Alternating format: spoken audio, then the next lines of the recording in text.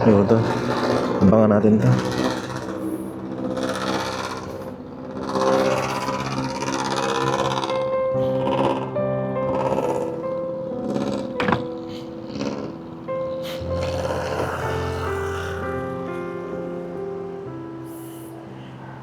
Abangan natin to si nanay.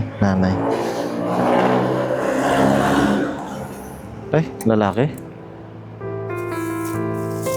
Babae. Magandang umaga po. Pagkain po para sa'yo. Sana makatulong.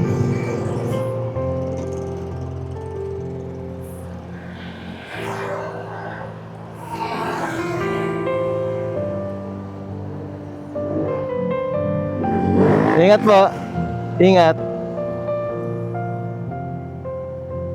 Una na ako.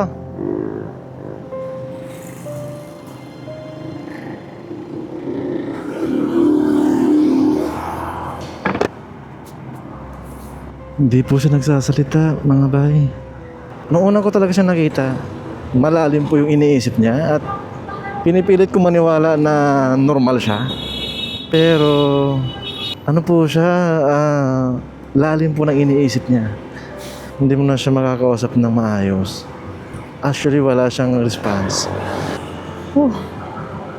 Ito po yung tunay na itsura, nangyayari, response ng mga homeless nating mga kababayan na matagal na sa daang ganitong buhay. Maraming salamat. Meron tayong napagbigyan ngayong araw na ito. Salamat sa Diyos.